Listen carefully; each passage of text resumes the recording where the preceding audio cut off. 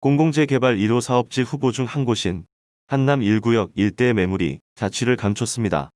지난달 21일 국토교통부와 서울시의 공공재개발 공모 당시 가장 먼저 신청서를 내면서 시범사업 대상지로서 기대감이 커졌기 때문인데요.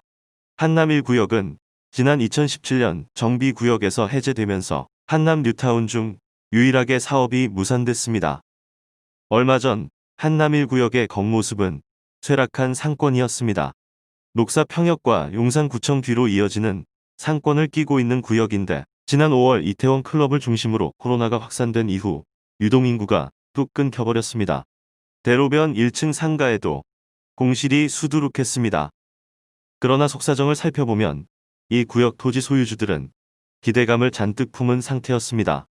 팔려고 내놓은 매물이 모두 거둬들여져 매도 우위 시장이 형성된 상태인데요.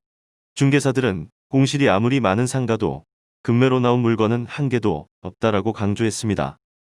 한남일 구역 내 A공인 대표는 집주인들이 낡은 연립빌라가 빠지니까 팔아달라고 해서 부동산마다 매물이 잔뜩 쌓여 있었는데 8월에 공공재개발 얘기가 나오면서 한 번에 다 나가버렸다고 말했습니다. 그러면서 주민들의 적극성도 예전과는 다르다며 옆에 한남 3구역은 현대건설이 들어오고 재개발이 시작했는데 우리도 더는 이런 집에 살 수 없지 않겠냐는 분위기가 강하다고 전했습니다. 8.4 공급대책에서 공공재개발 언급이 나온 뒤로 이 일대 부동산 시장을 바라보는 시선이 싹 바뀌자 시범사업 선정에 대한 기대도 남다른데요. 공인중개업소들은 하나같이 재개발 시범사업이 확정된 후에는 지금보다 더 가격이 오를 수밖에 없다고 언급했습니다. 워낙에 주택 매물이 씨가 마르자 투자를 원하는 의뢰인에게 나대지 상태의 땅이 하나 나와 있다고 상담하는 모습도 보였습니다. 다만 소유주들 사이에서도 온도차가 존재한다고 전했는데 상가 소유주들은 반대하는 기류가 강합니다. 재개발에 들어가 철거하게 되면 당장 장사할 터전을 잃게 되기 때문입니다. 비공인 대표는 상가 소유주들은 반대 의사가 세다며 지금이야 코로나 때문에 상권이 비정상적이지만 여기가 워낙에 대단한 상권 아니냐. 월세 몇 개월 안 거쳐도 상가 주인들은 다 버틸 여력이 있다고 귀뜸해줬습니다. 소유한 집의 크기에 따라서도 재개발을 반기는 정도가 양분됩니다.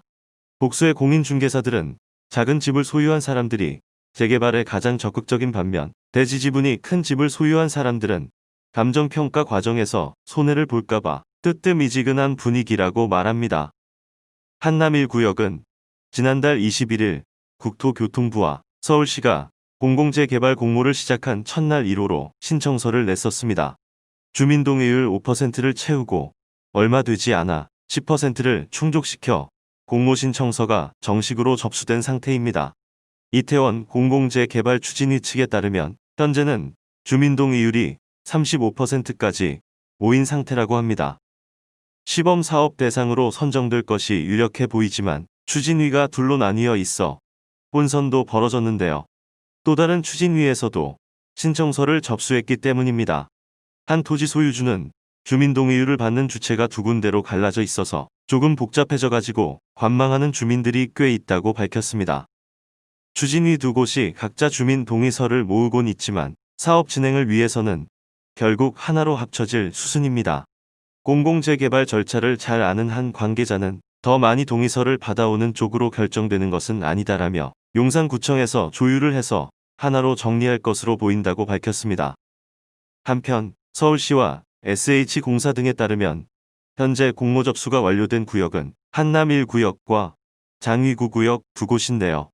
사전 참여의 향서는 동작구 흑석 2구역, 영등포구, 양평 14구역과 성북구 성북 1구역 등 20여 곳 정도가 접수를 한 상태입니다. 이 지역들은 동의율 요건을 채우는 대로 각 구청에 공모 신청서를 낼 계획입니다.